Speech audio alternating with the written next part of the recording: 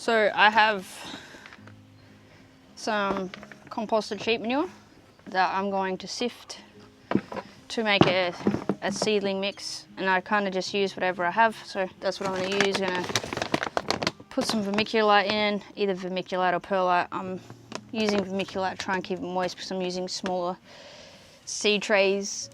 I have some CD60s from Charles Dowding that I've already filled, but I only use the sheep compost, and I found that it either stays too moist or goes crusty, so it'll probably be hard for the seedlings to go through. So I'm going to use the vermiculite to try and prevent that happening. At the time I forgot to do it, so I will put some more seedlings into that tray where I have some leftovers.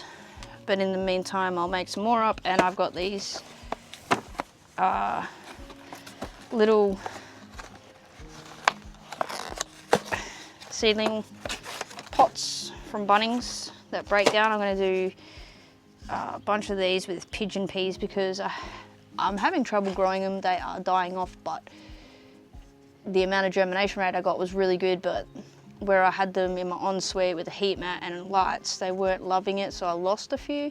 But I also read while researching why they keep dying that they don't like being transplanted, so I'm going to try to grow them in these, so these can just go straight in the ground and I'm not disturbing the roots. So that's the plan of attack for today.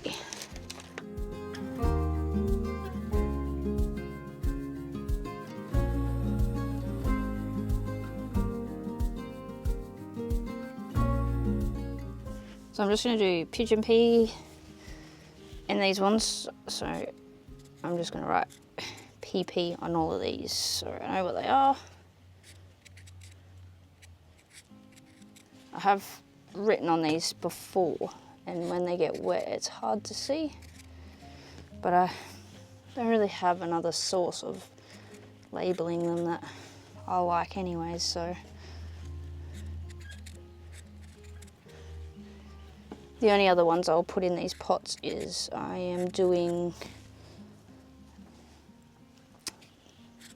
giant beetroot, 2 different types of giant beetroot, so I'll plant them into these so I'm not disturbing the roots. So if they germinate, it'll be easy to tell them apart anyways. Probably should have wet the soil more than I did because it's quite warm out today and they seem to be drying out fairly quick, but if I work quick enough, it won't be a problem. I've got some brought pigeon peas. I can't remember where I got them from. No, I don't think there's a label in here. No. So I have some brought ones, and then I have just some that I got off my tree, which wasn't a lot, but they are slightly mouldy, so I'm not too sure how they'll go. I have germinated some of these and they germinated really good, but then it rained and I didn't take all the seeds off, so I might do half and half. And then I haven't labelled half and half, so we'll see. I'll decide later. I'm not going too deep with the holes just because I'm going to top it with some vermiculite anyways. So, should be pretty good.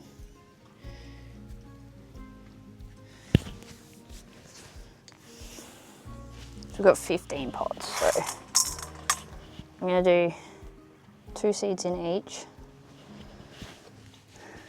and just get rid of the one that doesn't. Might do these holes a bit bigger for that reason. Yeah, maybe just do 2 in each just because I've got them here. The strongest one lives because I'm having trouble with them staying alive, so probably good to do 2. Probably should move them as I plant them also. And at some stage I might even just direct sow some around my mangoes and avocados, which is what I want these guys to protect. So I've already got some going in the greenhouse. I've moved them out of my ensuite into the greenhouse now, so I've got a couple in there. Then I might do these ones and direct sow some, just so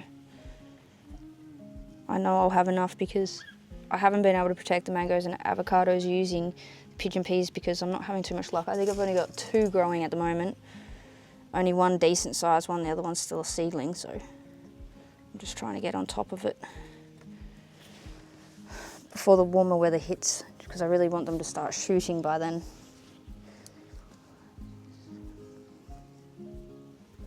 We've got 7 homegrown ones, so what I might do is just put a H on all those, and then I'll just do a B for brought on these ones.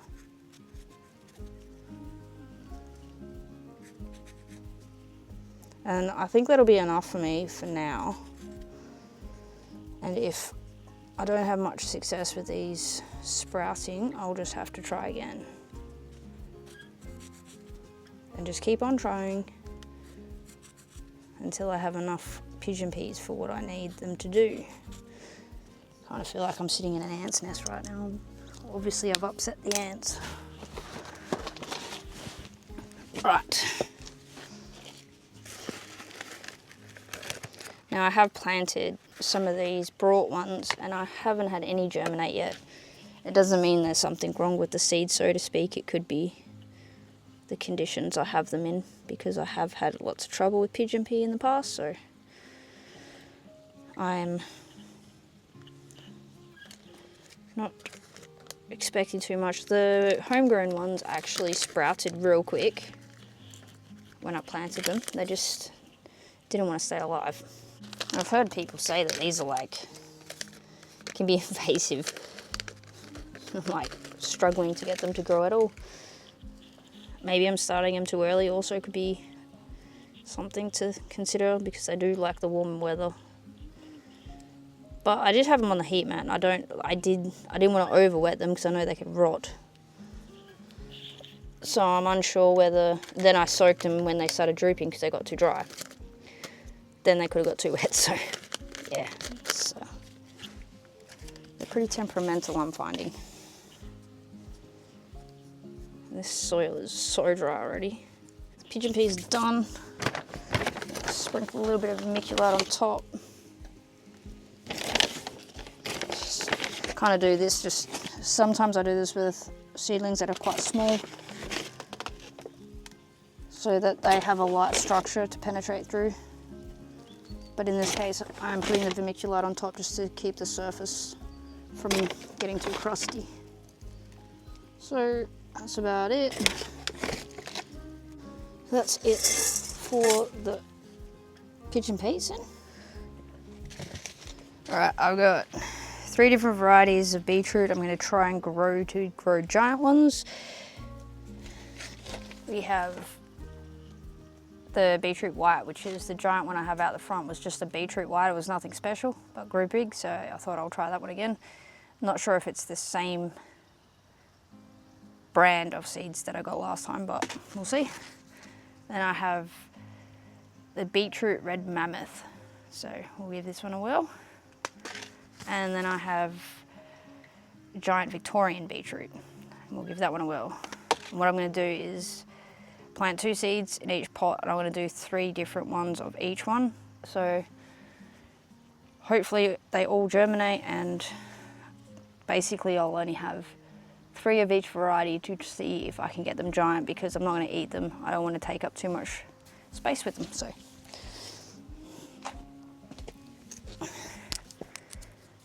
first we'll try the beetroot white.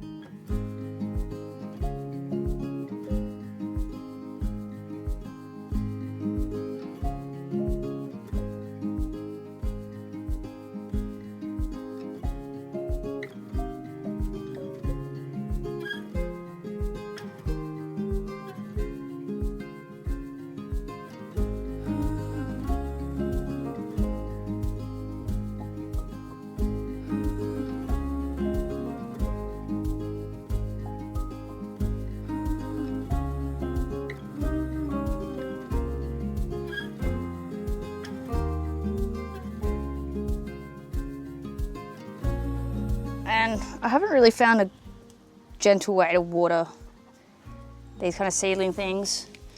Charles Dowding just uses a watering can. And obviously he's pretty good at what he does, but I feel like when I do stuff like that, it just ruins everything. So I sort of opted for the spray bottle, and I find it a little bit steadier to prevent the vermiculite from sort of blowing all around. So I kind of just give him a semi-decent soaking for this first initial one. Make sure that vermiculite gets a bit wet. I've never grown seedlings in a greenhouse before with sort of high humidity and obviously temperature when the sun is hitting it, so I'm gonna have to keep a close eye on them.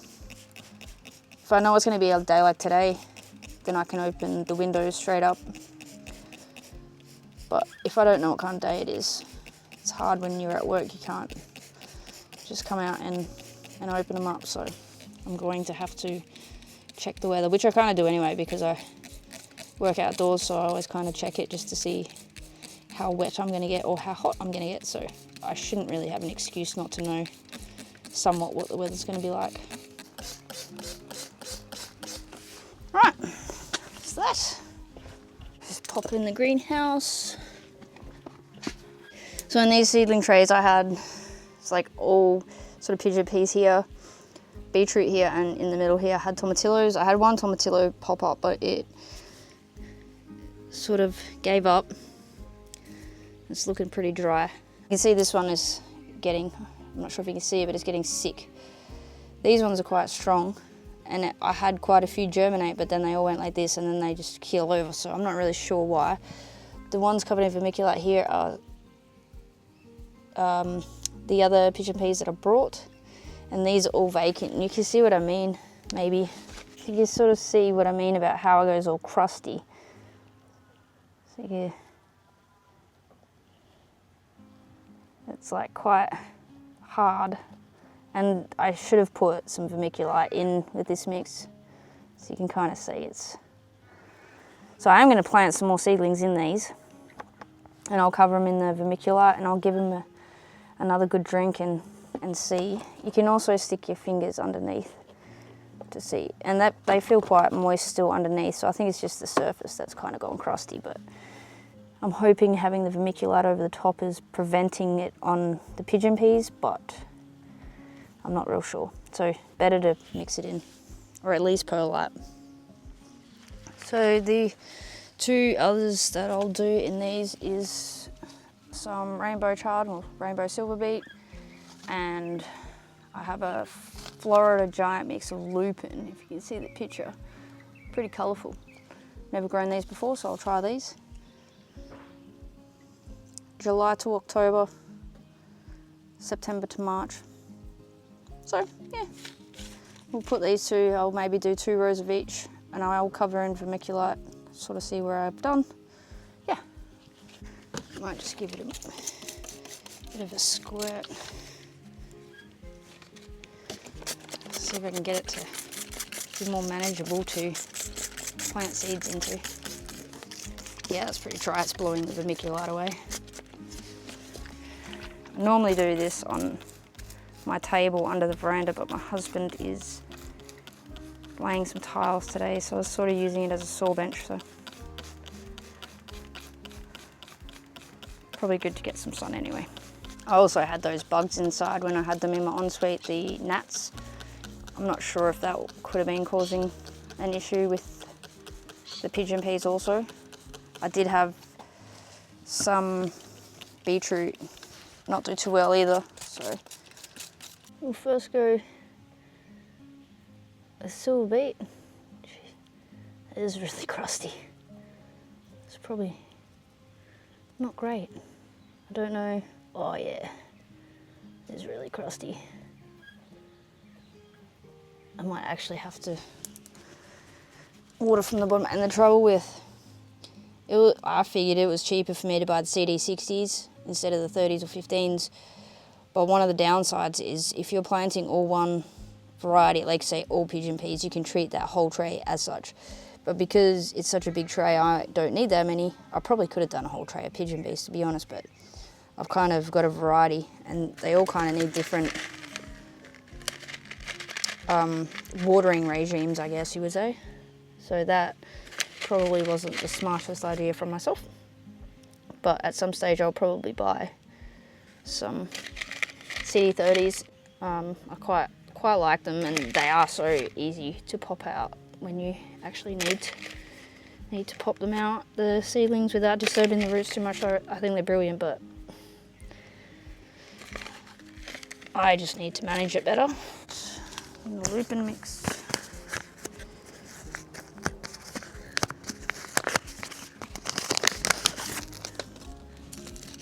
Oh wow,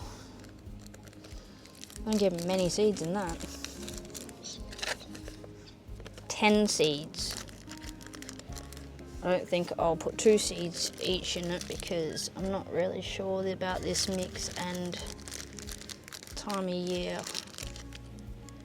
Even though it says it's the time of year. Should have brought more. I got these from a place. I got these and the Victorian giant beetroot from the climbing fig. I can't even see where I planted my seeds.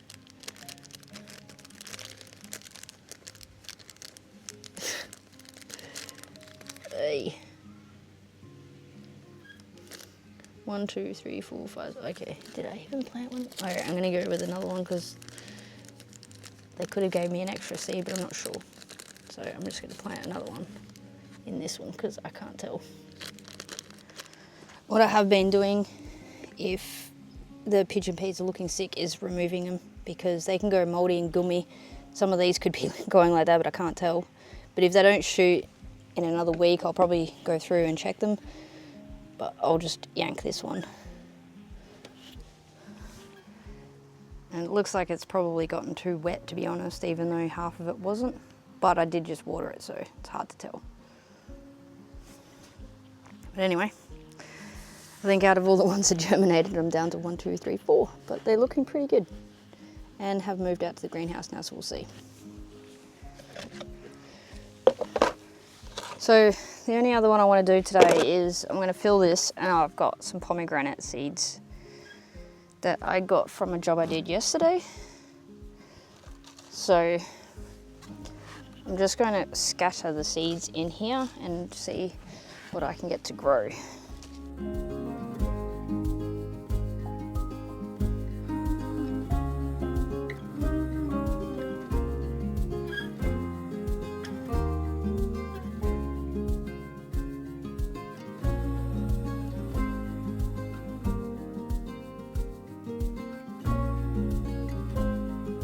They're not the best looking pomegranates, and I know you should get all the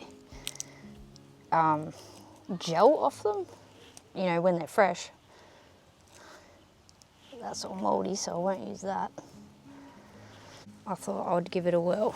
If it doesn't work, then I can just reuse this potting mix. It's a lot of mold. Maybe I should go for some ones that aren't so moldy. I did have some pomegranates. See, some of these still have the gel in them, so I'm not cleaning them off, as you can see. We're just gonna see what happens. Yeah, I did have some fresh pomegranates, and I kind of left them a bit too long. I'm just gonna pop them out. And that's about the only cleaning I'm gonna do. And we'll just see. Probably easier just to buy a pomegranate plant, but I'm just gonna give it a whirl. So surely out of all these seeds, something will grow.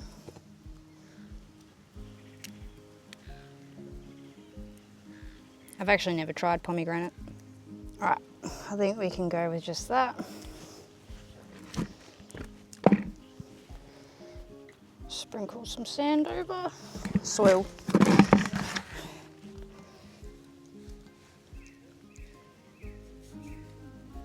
Look at the dogs waiting for their share, I think.